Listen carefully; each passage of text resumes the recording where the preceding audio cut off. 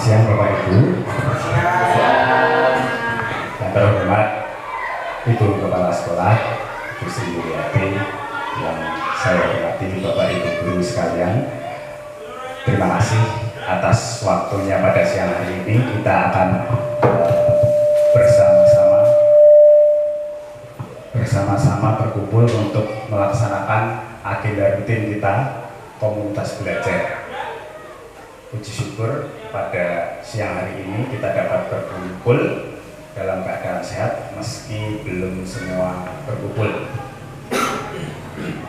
Baik Bapak Ibu, untuk materi pada siang hari ini saya akan membawakan praktik baik atau berbagai praktik budaya positif.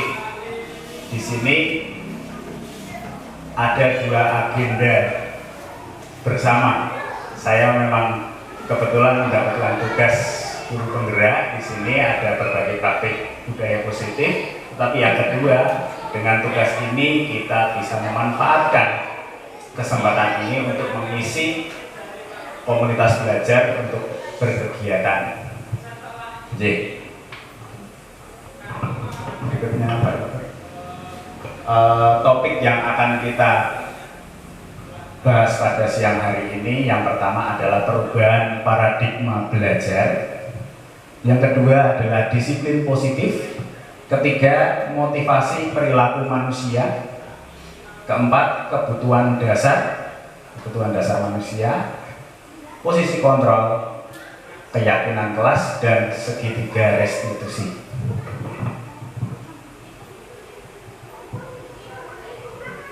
Kita akan memahami perubahan paradigma belajar untuk saat ini.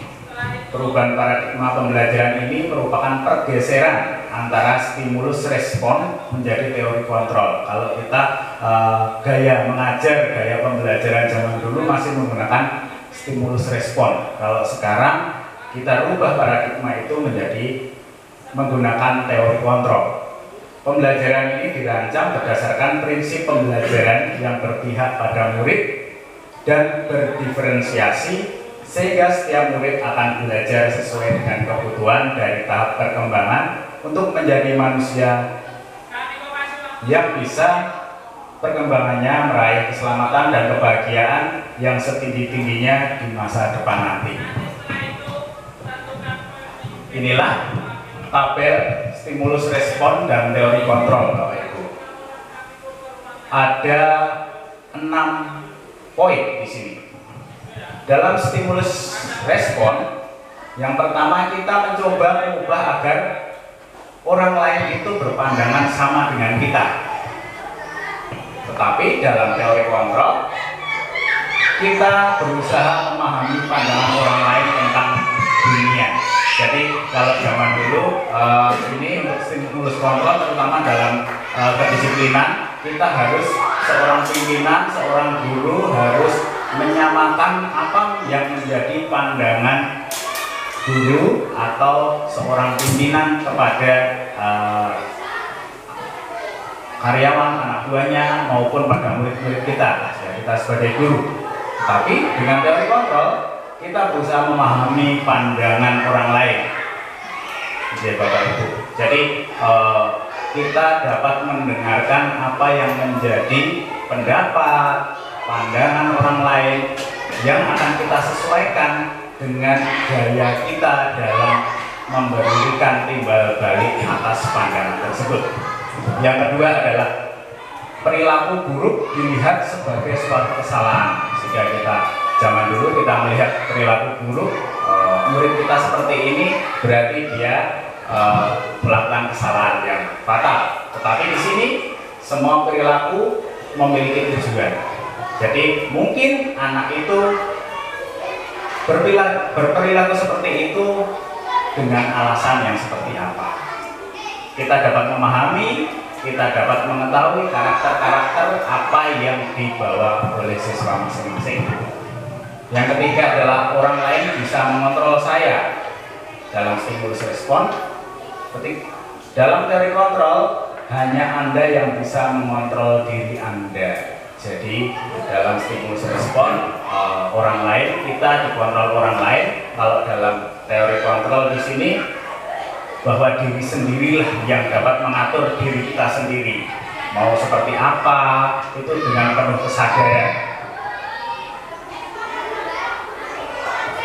Yang keempat adalah saya bisa mengontrol orang lain. Di sini Anda tidak bisa mengontrol orang lain. Tadi, kemudian yang kelima adalah pemaksaan ada pada saat rujukan gagal. Ketika saya teringat senior saya, guru penggerak 2 tahun yang lalu itu memberikan contoh mengambil setarik kertas, kemudian digenggam dengan erat, kemudian siswa yang lain itu disuruh untuk merebutnya. Pertama dengan bujukan gagal, setelah bujukan gagal terus direbut, tidak bisa, akhirnya dengan emosi mengambil kertas itu dengan paksa. Nah di sini inilah yang ada pada pemaksaan ada pada saat bujukan gagal. Tetapi dalam teori kontrol, kolaborasi dan konsensus menciptakan pilihan-pilihan baru. Kita dengan suatu kolaborasi, dengan hubungan yang baik antara guru dan siswa, guru dengan guru, siswa dengan siswa, kita akan menemukan konsensus atau kesepakatan yang menciptakan pilihan yang baru. Kalau kita tidak mendapatkan apa yang akan kita raih, akan mempunyai pilihan-pilihan yang lain yang bisa memberikan kenyamanan dalam kita, menyesuaikan sikap kita itu. Kemudian yang keenam adalah model berpikir menang atau kalah. Dalam teori kontrol, model berpikir menang dan menang. Jadi menang dan menang di sini adalah kita juga dapat memahami orang lain, memberikan kemenangan pada orang lain, tetapi dengan cara begitu kita juga merasa tenang karena kita juga memenangkan hati orang lain. Begitu Bapak Ibu. Ya, lanjut pada masuk pada disiplin positif Bapak Ibu. Ini ada 4 poin yang saya tulis di sini, yaitu disiplin diri membuat orang menggali potensinya menuju sebuah tujuan apa yang dia hargai. Jadi dengan kedisiplinan kita dapat menggali potensi yang ada pada orang lain maupun diri kita sendiri, terutama diri kita sendiri. Oh, gaya mengajar kita seperti ini dengan anak-anak yang berbeda, dengan karakteristik yang berbeda, kita akan menemukan. Seperti saya sedang berproses di mana anak didik saya sering tidak membawa buku, tidak mengerjakan PR. Saya sedang berusaha untuk mencari solusi bagaimana jalan keluar yang terbaik untuk menciptakan menang dan menang itu tadi. Kemudian yang kedua, namun dalam budaya kita, makna kata disiplin telah berubah menjadi sesuatu yang dilakukan seseorang pada orang lain untuk mendapatkan kepatuhan. Nah, di sini kita kembali pada sosok pimpinan yang harus memaksakan kehendak seperti ini, atau seorang guru yang memaksakan muridnya harus begini, begini, dan begini. Dengan disiplin positif diharapkan terjadi kesepakatan yang baik antara kedua belah pihak, antara pimpinan dan bawahannya, antara guru dan siswanya. Ketiga, kecenderungan umum adalah menghubungkan kata disiplin dengan ketidaknyamanan, bukan dengan apa yang kita hargai atau pencapaian suatu tujuan mulia. Jadi kalau mendengar kata disiplin itu sesuatunya harus tegas, harus sesuai aturan yang telah ada. Jadi dari atas seperti ini kita menjalankan juga seperti ini. Nah, di sini dalam disiplin positif tidak seperti itu. Disiplin positif mudahnya yaitu perilaku disiplin yang dibangun atas dasar kesadaran individu, bukan melalui hukuman maupun penghargaan. Jadi benar-benar disiplin itu kesadaran. Oh, saya harus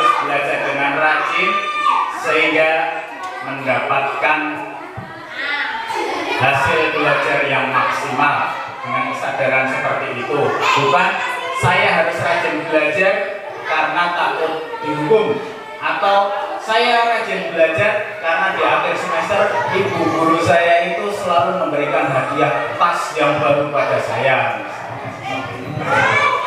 Jadi dalam pembelajaran disiplin itu benar-benar muncul dari dalam diri.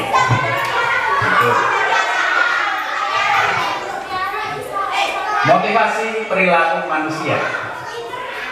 Motivasi merupakan dorongan yang timbul pada diri seseorang secara sadar atau tidak sadar untuk melakukan sesuatu tindakan dengan tujuan tertentu. Jadi di sini kita memahami perilaku seseorang ketika berjalan melakukan sesuatu, pasti dia mempunyai alasan atau motivasi dorongan apa alasan mereka melakukan tindakan itu. Yang pertama, menghindari ketidaknyamanan dan hukuman. Ini contohnya murid melakukan disiplin karena ia takut dihukum. Ini namanya motivasi ekstrinsik yang muncul dari luar diri.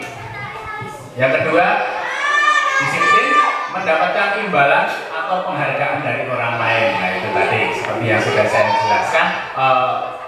Jika ingin mendapatkan imbalan, ini juga merupakan motivasi ekstrinsik. Yang ketiga adalah menghargai nilai-nilai kebajikan diri sendiri. Murid melakukan disiplin diri karena sadar akan nilai kebajikan dirinya yang merupakan motivasi intrinsik. Nah, di sini yang diharapkan dalam motivasi perilaku itu ada pada motivasi intrinsik, yaitu disiplin diri, Bapak Ibu.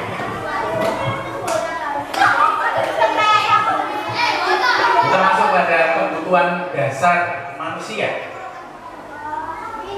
Kita sebagai guru di sini dituntut untuk memahami kebutuhan-kebutuhan apa sih yang harus dimiliki setiap insan, baik ini anak-anak maupun dewasa.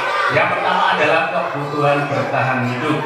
Segala sesuatu yang sangat penting untuk memenuhi karena berkaitan dengan kelangsungan hidup seseorang. Ini jelas yang paling utama. Kemudian yang kedua adalah kasih sayang dan rasa diterima. Jadi kebutuhan yang dimana kita itu dihargai, Bapak Ibu. Kita datang, kita bekerja di SD 2 Giripolo ini karena rasa sayang yang diberikan oleh rekan-rekan kita dan rasa diterima oleh rekan-rekan kita, oleh pimpinan dan lingkungan di sekitar kita, termasuk murid-murid kita. Kemudian yang ketiga, penguasaan. Setiap murid mempunyai kebutuhan dalam dirinya untuk merasa kompeten, menjadi terampil, dan diakui atas ketercapaian dalam keterampilannya. Ini juga merupakan kebutuhan dasar manusia, yaitu penguasaan. Yang keempat adalah kebebasan. Kebutuhan akan kemandirian, otonomi, memiliki pilihan dan mampu mengendalikan hidupnya sendiri. Nah ini hak kebebasan. Kelima adalah hak kesenangan, yaitu kebutuhan akan kesenangan berkaitan dengan aktivitas yang menghibur dan menyenangkan. Ini bisa hobi, bisa cara belajar bagaimana yang menyenangkan. Berikutnya adalah posisi kontrol. Di sini ada 5. Posisi kontrol kita sebagai guru yang pertama adalah penghukum. Seorang penghukum menggunakan hukuman fisik atau verbal untuk mengendalikan perilaku di dalam kelas. Misalnya, ketika melihat siswa yang kurang disiplin atau saat masuk pertama kali dengan kesepakatan saat MPLS atau tahun ajaran baru, pasti seorang guru akan mengatakan patuhi aturan saya atau awas dengan ancaman, Bapak Ibu. Tetapi tujuannya hanya untuk bagaimana mengendalikan siswa. Ini seorang posisi kontrol yang posisinya sebagai penghukum. Yang kedua adalah membuat rasa bersalah. Guru menyampaikan dengan kata-kata yang halus, tetapi menciptakan rasa bersalah siswa. Contoh seperti ini, Bapak Ibu. Ibu sangat kecewa dengan kamu. Berapa kali saya ingatkan, kok masih diulang-ulang lagi. Nah, ini akan mendapatkan rasa bersalah. Yang ketiga, posisi guru sebagai teman, yaitu menggunakan persuasi dan hubungan baik untuk mempengaruhi perilaku, ajakan. Jadi kalau kita dekat dengan siswa kita mau suruh apa aja, mereka pasti senang karena tidak terpaksa, dan yang meminta itu adalah gurunya yang notabene memposisikan diri sebagai teman. Yang berikutnya adalah sebagai pemantau.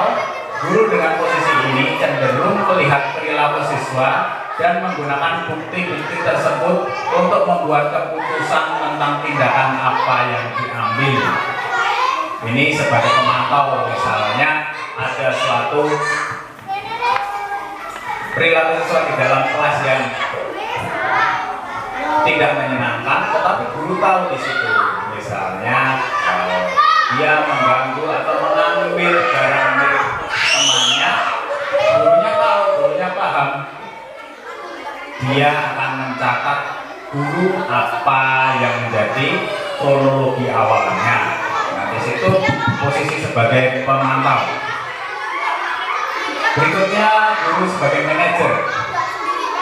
Guru yang memposisikan diri sebagai manajer cenderung bersikap kolaboratif dengan siswa untuk menemukan solusi atas masalah dan perilakunya.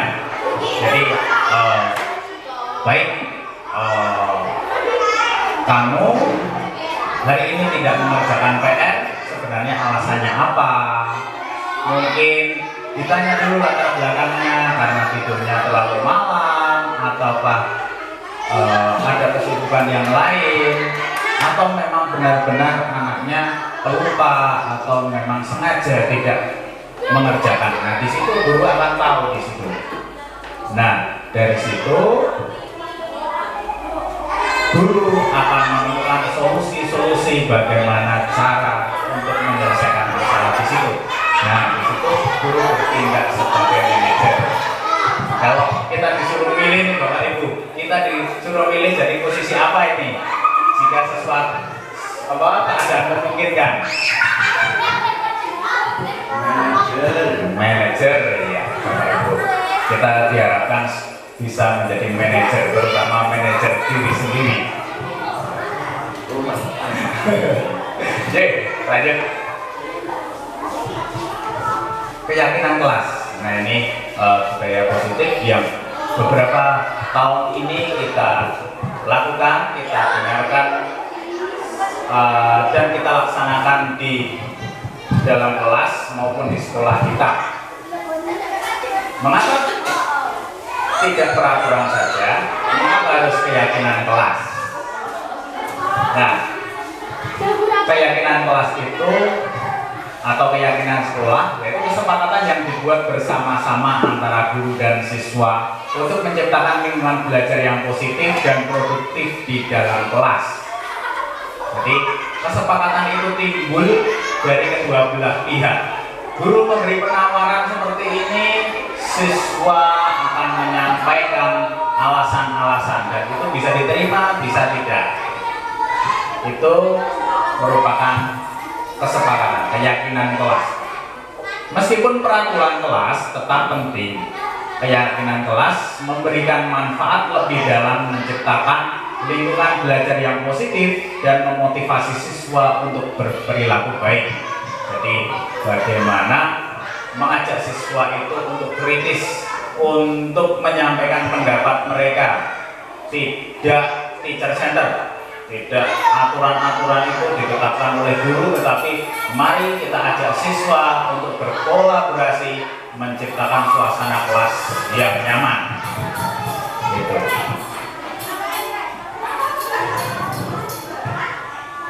Nah, di sini dalam penerapan keyakinan kelas yang saya jalankan Bapak Ibu. Keyakinan kelas yang saya jalankan itu ada 3 tahap, yaitu perencanaan. Ini perencanaannya saya konsultasikan dengan Bapak Ibu guru, dengan kepala sekolah. Kemudian yang kedua, memberi penjelasan ke siswa tentang pentingnya keyakinan kelas. Keyakinan kelas yang seperti apa yang dapat menciptakan kelas itu menjadi kondusif. Yang ketiga yaitu pembuatan keyakinan kelas. Nah, ini dari ketiga ini Bapak Ibu, ini secara ringkasnya seperti ini, tetapi secara rinci mungkin bisa ditambahkan dengan proses pembuatan, ada refleksi di akhirnya, itu juga bisa Bapak Ibu. Tapi yang paling pokok adalah ketiga ini. Yang penting bagaimana kita merancangnya sampai melaksanakan. Ini Bapak Ibu pelaksanaannya. Waktu itu saya konsultasi dengan kepala sekolah, kemudian dengan Bapak Ibu guru yang dengan santai, dengan ini kita tidak dengan forum formal seperti ini, tetapi bagaimana kita berkolaborasi dengan rekan-rekan, dengan Ibu Kepala Sekolah, dengan Bapak Ibu guru, ya begitu ini Bapak Ibu prosesnya. Dan ini mungkin dalam pelaksanaannya Bapak Ibu guru juga bisa menerapkan yang lain, mungkin dengan gaya masing-masing untuk konsultasi ini, bisa juga dengan gaya yang tidak formal. Misalnya kita jalan keluar sambil makan siang, kita ngobrol-ngobrol di situ, bagaimana kita merancangnya. Terkadang ya Bapak Ibu ya, sesuatu yang penting itu muncul secara spontan. Kadang kita itu niatnya tidak akan membicarakan ini, tetapi akhirnya juga sampai di situ.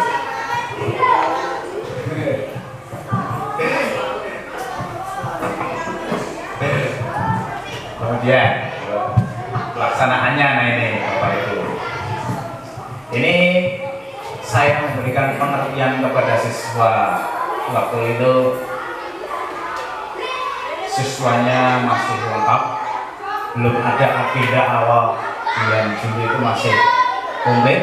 Jadinya anak-anak dapat mengerti keyakinan kelas itu pentingnya seperti apa, manfaatnya untuk mereka itu apa, dan mereka juga aktif dalam menyampaikan pendapat seperti ini.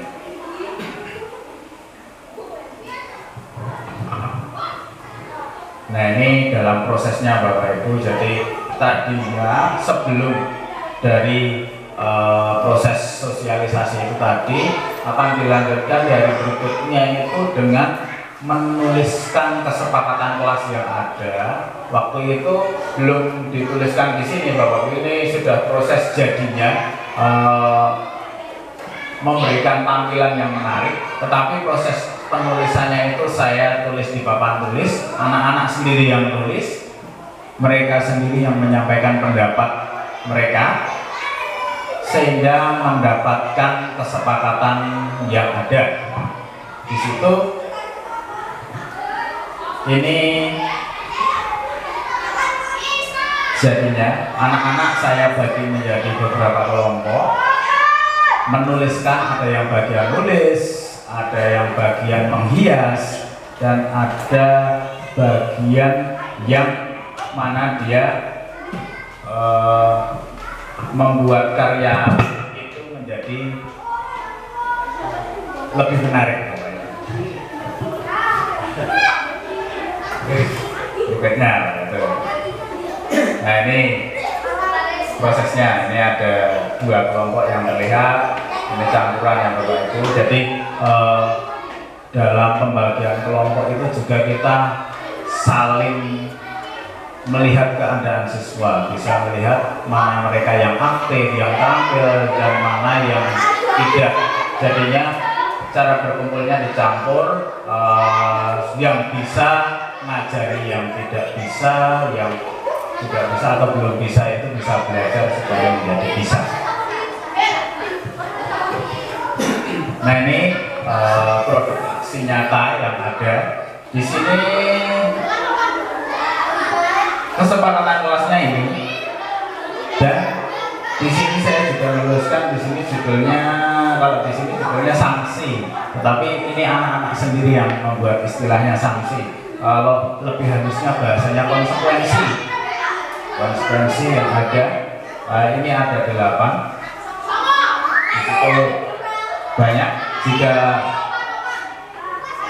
di situ misalnya menjaga kebersihan kelas, jika mereka tidak menjaga kebersihan kelas, mereka akan membersihkan lingkungan sekolah, lingkungan kelas dulu, di depannya baru halaman-halaman sekolah mereka akan membersihkan. Itu sudah menjadi konsekuensi di kelas 5 untuk kesempatannya. Kemudian tidak boleh berkata kasar. Nah itu anak-anak itu juga mendapatkan konsekuensi, yang mana dia membuat atau membersihkan kelas jika menggantikan yang piket. Nah di situ jadi anak-anak bisa memunculkan ide-ide gagasan yang seperti ini. Ini hasilnya Bapak Ibu, dari berupa poster yang nantinya akan saya tempelkan di tembok-tembok kelas. Ini ada videonya Bapak Ibu.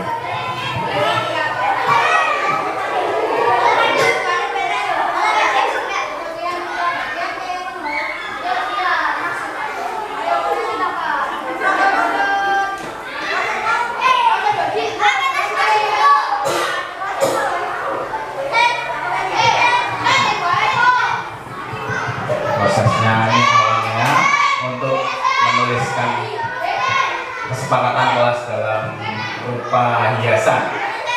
Jadi prosesnya seperti ini.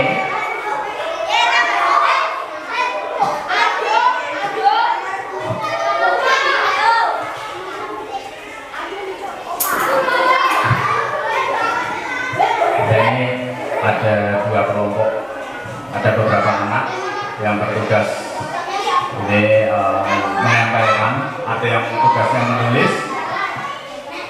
Dan di kelas saya itu kebetulan ada yang tulisannya itu bagus, seperti tulisannya orang dewasa. Itu mungkin kalau dikaryakan untuk tulis ijazah pun kalau sudah mampu bisa, karena memang tulisannya bagus sekali.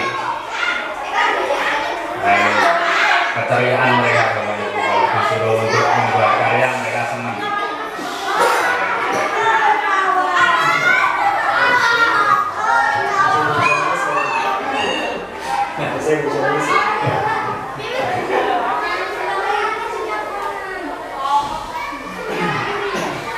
Ya, kalau ngomongin siswa kan beragam ya Bapak Ibu. Ada yang mungkin mempunyai kelebihan itu yang sangat lebih, tapi juga ada yang masih kurang. Di sini saya juga nanti akan kita bahas di bawah juga ada penerapan pembelajaran yang berdiferensiasi juga. Nah, itu yang akan dan terus kita pelajari dan laksanakan.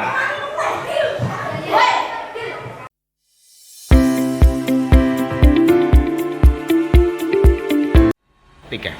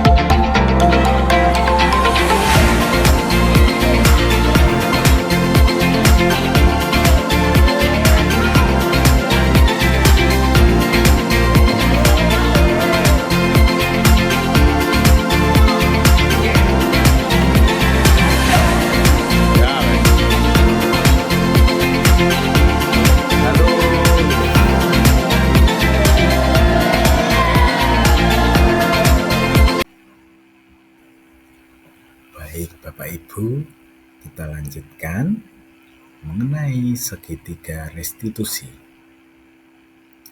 Restitusi adalah proses menciptakan kondisi bagi murid untuk memperbaiki kesalahan mereka, sehingga mereka bisa kembali pada kelompok mereka dengan karakter yang lebih kuat.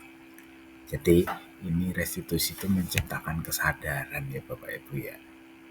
Menciptakan kesadaran mereka tanpa harus kita paksa, tanpa harus kita beri ancaman, tetapi mereka sadar sendiri akan kesalahan mereka. Restitusi juga merupakan proses kolaboratif yang mengizinkan murid untuk mencari solusi untuk masalah mereka dan membantu murid berpikir tentang orang seperti apa yang mereka ingin dan bagaimana mereka harus memperlakukan orang lain. Ya, jadi Bapak Ibu, setelah kita membimbing siswa agar menyadari kesalahannya, sekarang bagaimana menuntun mereka mencari solusi atas tindakan mereka. Dan cara mereka dalam melaksanakan itu bagaimana? Itu menurut Goosen tahun 2004.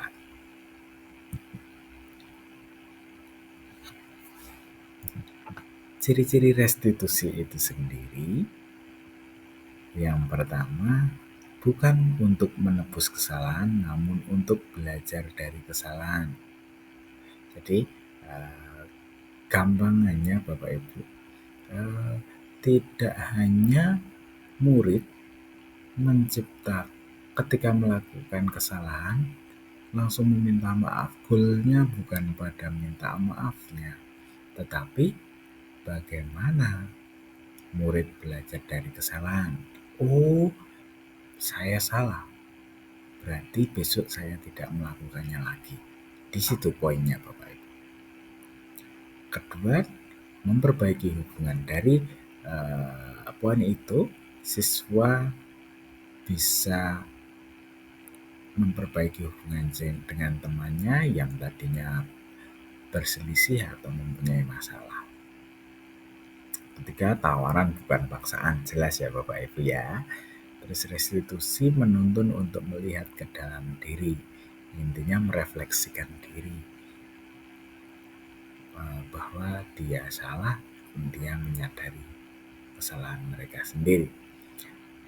Restitusi mencari kebutuhan dasar yang mendasari tindakan. Alasan apa sih mereka melakukan itu? Restitusi adalah cara yang paling baik, cara paling ideal ya Bapak Ibu ya. Kemudian fokus pada karakter bukan tindakan. Setelah menyadari diri, tentunya anak mempunyai karakter yang kuat. Jadi anak bisa menyadari kesalahan mereka sendiri, kan itu udah bagus. Fokus pada solusinya seperti apa. Restitusi mengembalikan murid yang berbuat salah pada kelompoknya. Jadi setelah dia menyadari diri sendiri, dia mencari solusi sampai dia menyadari kesalahannya, tidak akan membuat kesalahannya lagi. Dia berani meminta maaf, bertanggung jawab, dan akhirnya dapat kembali kepada kelompoknya Bapak Ibu. Inilah ciri-ciri restitusi yang dapat kita jalankan di sekolah. Inilah gambaran dari segitiga restitusi Bapak Ibu. Ada 3 poin di sini. Menstabilkan identitas, menanyakan keyakinan, dan validasi kebutuhan.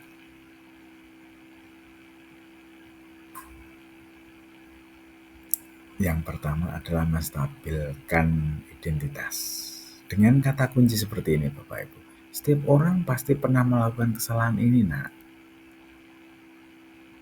Kamu bukan satu-satunya yang pernah melakukan ini. Nah, jadi penanganannya bagaimana tidak menakut-nakuti murid, tapi membuat murid nyaman dan yang nantinya akan bisa mengutarakan apa yang menjadi masalah mereka. Validasi kebutuhan. Kamu tentu punya alasan mengapa melakukan itu. Setelah dia menceritakan kronologinya, ditanya, kamu tentu punya alasan. Coba jelaskan. Atau adakah cara yang lebih efektif untuk mendapatkan apa yang kamu butuhkan? Adakah cara yang lain selain kamu tidak menyakiti teman? Adakah cara yang lain kamu tidak merugikan teman? Dan lain sebagainya. Seperti itu Bapak Ibu untuk langkah yang kedua. Sekarang langkah yang ketiga adalah menanyakan keyakinan dengan kalimat seperti ini Bapak Ibu. Nilai-nilai apa yang telah kita sepakati? Kembali kepada keyakinan kelas. Nilai-nilai masalah ada perilaku yang seperti ini yang sudah disepakati di kelas, ada konsekuensinya seperti ini. Jadi anak diingatkan kembali. Kemudian kalimat kedua, kamu ingin menjadi orang yang seperti apa?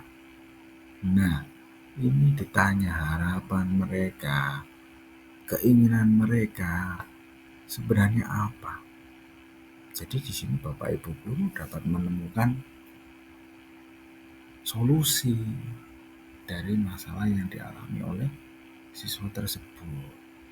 Begitu Bapak Ibu.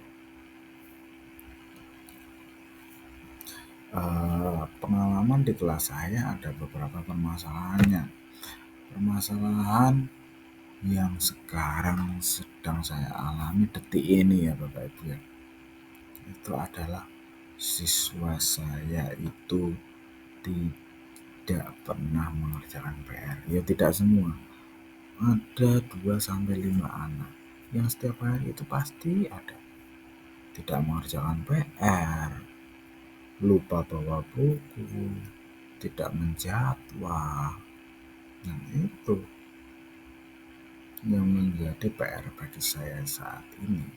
Saya dulu mengajar kelas 6 Bapak Ibu, tapi karena memang kesibukan saya sehingga saya minta untuk dimindahkan di kelas 5. Sebenarnya ini juga bumerang bagi saya. Tidak ada yang mengenakan pindah kelas itu. Mengapa? Karena saya harus menyesuaikan diri kembali dengan anak-anak yang naik kelas dari kelas 4 ke kelas 5. Mereka baru masa puber, masuknya peralihan dari kelas kecil menjadi kelas besar, dan itu PR bagi saya Bapak Ibu. Ada lagi permasalahannya, kehilangan uang. Ada kurang tahu ini satu anak di kelas atau lain kelas ya Bapak Ibu yang setiap jam istirahat atau jam beribadah siang, sholat berjamaah di masjid, ada yang kehilangan uang loh Bapak Ibu. Ada yang membawa uang kemudian ditaruh di dompet, di tasnya tertutup, tiba-tiba pulang dari masjid, anak-anak menemukan tasnya terbuka, uangnya hilang. Tidak sedikit Bapak. Untuk ukuran anak SD di daerah saya membawa uang misalnya lebih dari 10.000 per harinya itu sudah banyak, dan itu terjadi waktu itu 30.000 hilang raib Bapak. Terus saya bagaimana? Nah, penyelesaiannya saya menggunakan segitiga restitusi, dan yang sudah saya praktekkan ini di sini Bapak Ibu. Berikut contohnya yang sudah saya praktekkan dengan murid saya. Coba dulu. Ya, silakan duduk. Malika, kamu tahu nggak apa ini Pak Guru panggil? Kemarin saya mencontek Oh, mencontek. Mencontek saat apa? saat ujian. Iya, kemarin Pak Teguh dapat laporan dari pengawas. Gitu. Yuk gini aja, mencontek itu bagian dari proses belajar. Tidak ada manusia yang sempurna. Begitu juga Malika. Nah, kira-kira apa yang dilakukan Malika itu benar atau salah? Salah.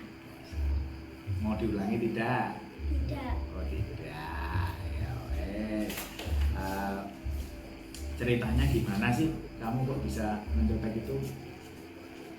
Ya, waktu ujian itu saya membuka buku yang berisi jawaban saat ujian itu.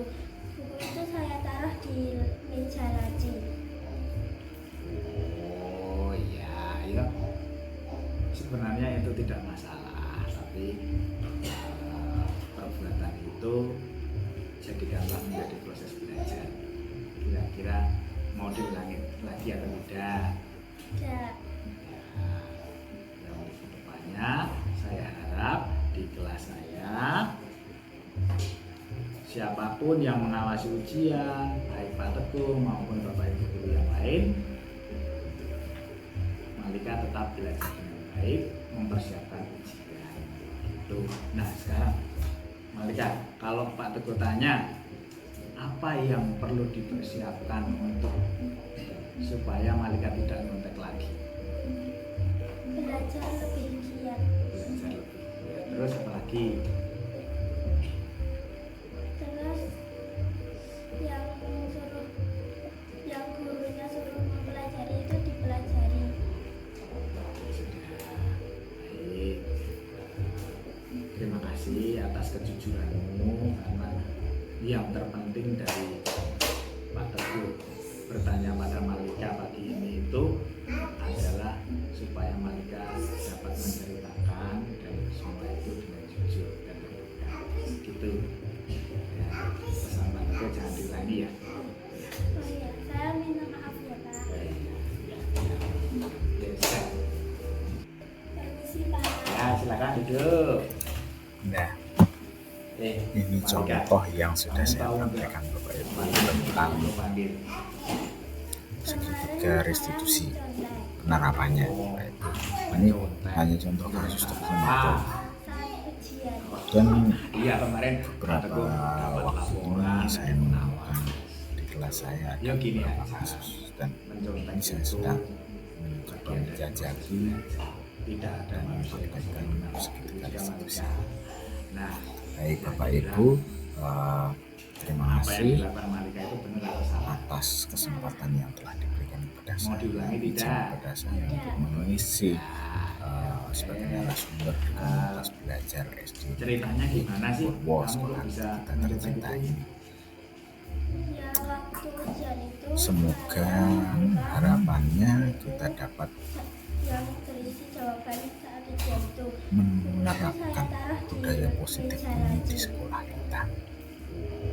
Mungkin apabila ada pertanyaan bisa Sebenarnya itu tidak diskusi masalah, bersama tapi melalui forum ini dan perbuatan itu bagaimana mencari solusi apa yang menjadi masalah kita kira-kira masing-masing mau supaya diulangi lagi atau tidak? sekolah menjadi Yang untuk dan kedepannya saya harap di amanat kelas saya bagi siswa-siswa kita dan siapapun yang mengawasi ujian, baik Pak Teguh maupun Bapak Ibu guru yang lain, baik apabila Malika ada tetap belajar dengan baik, mempersiapkan ujian. perkenan di hati Itu. Bapak Nah dan sekarang Ibu, saya Malika, kalau Pak Teguh tanya besarnya apa yang perlu dipersiapkan untuk sampai jumpa supaya Malika di tidak nyontek lagi? pertemuan komunitas belajar bulan depan.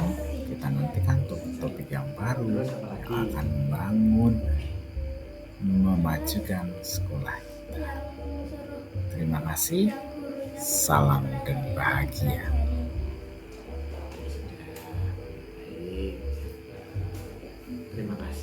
atas kejujuran